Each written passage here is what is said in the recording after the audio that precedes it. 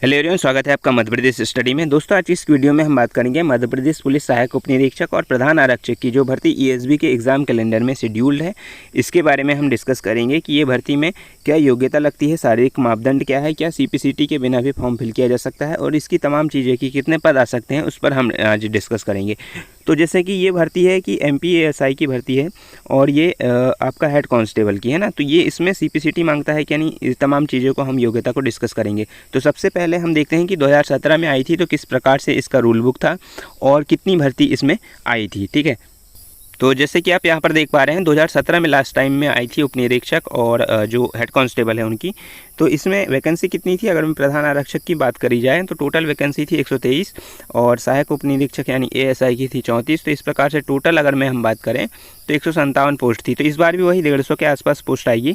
और जैसे कि दैनिक भास्कर में आया था कि कितनी 93 टोटल पोस्ट, तो 93 से बढ़कर वो 150 के आसपास पद रहेंगे, इससे ज़्यादा इसमें नहीं होंगे क्योंकि टेक्निकल पद होता है और इसमें जो है अलग अलग चीज़ें होती हैं। प्रधान आरक्षक की जहाँ तक बात करें ग्रेड पे की, तो इसका जो है आपका 2100 रुपये है और सहायक उप निरीक्षक यानी एएसआई की जहाँ तक बात करें तो 2400 रुपये है। तो ये जो कांस्टेबल है उनसे थोड़ा ग्रेड पे इनका हाई रहता है। ठीक है, एज लिमिट की जहाँ तक बात करें तो एज लिमिट का वही 33 साल 38 साल छूट के बाद में इस प्रकार से था।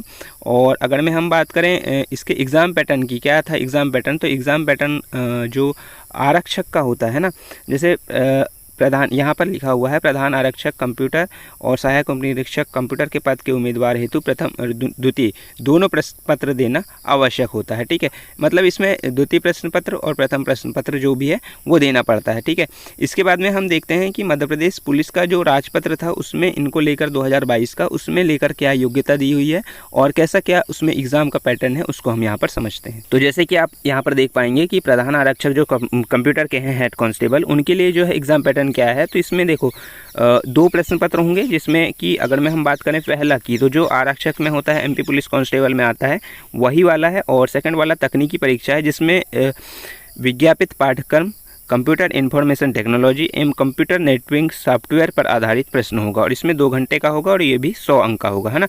इसके बाद में जो भी इसका कट ऑफ होगा लिखित और तकनीकी परीक्षा के कट ऑफ के आधार पर वर्टिकल श्रेणी के विज्ञापित पदों के लिए 7 गुना को प्रायोगिक परीक्षा के लिए बुलाया जाएगा। और ये प्रायोगिक परीक्षा क्या होगी, ये प्रायोगिक परीक्षा जैसे कि आपने सेकंड तकनीकी परीक्षा दी है उसी पर आधारित होगी और इसमें न्यूनतम जो 100 अंक की होगी तो 30 नंबर इसमें लाना जरूरी होगा, है ना। और इसमें टेक्नोलॉजी कंप्यूटर नेटवर्किंग एवं सॉफ्टवेयर विषयों के तकनीकी आधार पर 100 अंक की प्रायोगिक परीक्षा इसमें ली जाएगी।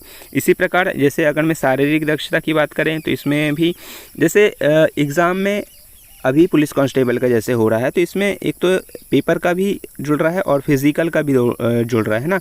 लेकिन जो टेक्निकल का है जैसे रेडियो वालों का अभी भी, तो इसमें जो है एग्ज़ाम का बस जुड़ रहा है और उसमें जो है क्वालिफाई बस होना ज़रूरी है। ठीक है, तो इस सब चीज़ों से इसमें जो है न्यूनतम 20% अंक लाने पड़ेंगे, इस प्रकार से होगा। अंतिम चयन इनका देखो जो होगा लिखित परीक्षा तकनीकी प्रायोगिक प्राप्त अंकों के आधार पर होगा, यानी आपका जो 200 नंबर का पेपर होगा उसके आधार पर और प्रायोगिक परीक्षा जो देंगे उसके आधार पर होगा। तो इसमें शारीरिक नहीं लिखा है, बाकी रूल बुक जब आएगी तो उसमें और क्लियर हो जाएगा। जैसे एएसआई की बात करें हम तो इसमें भी इसी प्रकार का रहेगा, तो इसका एक ही पेपर होता है। मैं 2017 का आपको पेपर भी इसमें जो है बता दूंगा। ठीक है, इसके बाद में जैसे कि हाइट वगैरह की जहाँ तक बात है तो हाइट की अगर हम बात करें तो जैसे कि इसमें देखना 30 नंबर पर सहायक उप निरीक्षक कंप्यूटर एवं प्रधान आरक्षक कंप्यूटर पुरुष की जो हाइट है वो है 160 सेंटीमीटर, यानी हाइट जिसकी कम है ऊंचाई जिसकी कम है उसके लिए ये बढ़िया जो वैकेंसी है वो कह सकते हैं। ठीक है,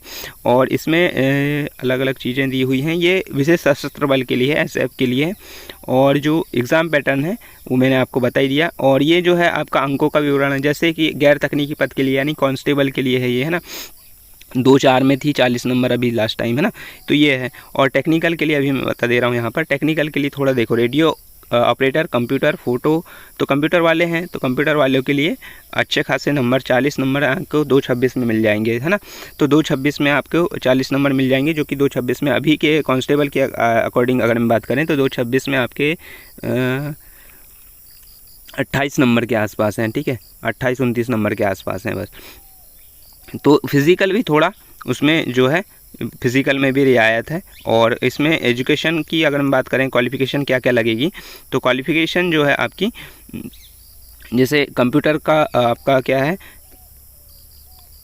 हेड कांस्टेबल का है, तो हेड कांस्टेबल के लिए क्या क्या लगेगा, जैसे प्रधान आरक्षक का ये आ गया है ना। तो इसमें पीसीएम होना चाहिए आपका, फिजिक्स केमिस्ट्री मैथ्स से होना चाहिए।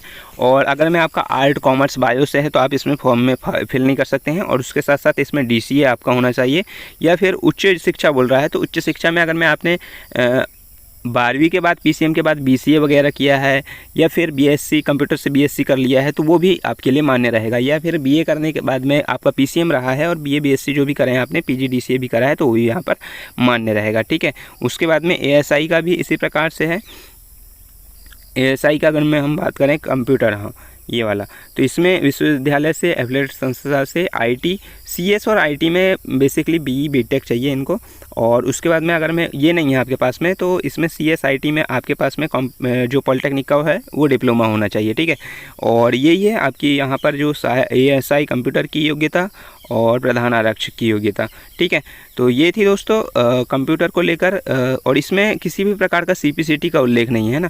सीपीसीटी मांगा जाता है अनुसूचित वाले जो अनुसचिवी जो पद होते हैं उसमें मांगा जाता है। तो ये कंप्यूटर के पद हैं, तो इसमें सीपीसीटी का कोई रोल कॉल नहीं है। सीपीसीटी आपके पास में नहीं भी है तो आप भी फॉर्म के फिल कर सकते हैं, लेकिन आपके पास में पीसीएम होना चाहिए, या फिर सीएसआईटी से आपने जो है आपने कंप्यूटर जो है वो किया हो, पॉलिटेक्निक किया हो, वो हुआ होना चाहिए, ठीक है।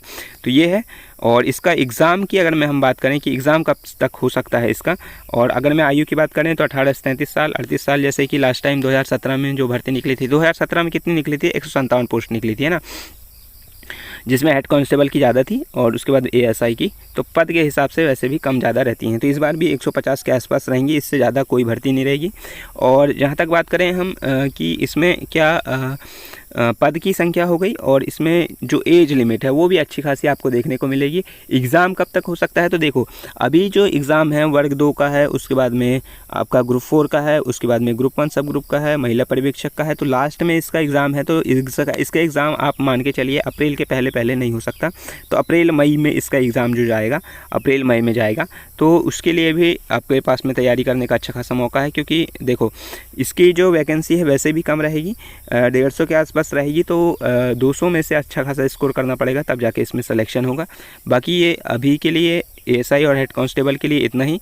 बाकी इससे रिलेटेड कोई भी अगर मैं आपको ये हो तो आप कमेंट बॉक्स में बता सकते हैं। बाकी मिलते हैं नेक्स्ट वीडियो में, तब तक के लिए थैंक यू।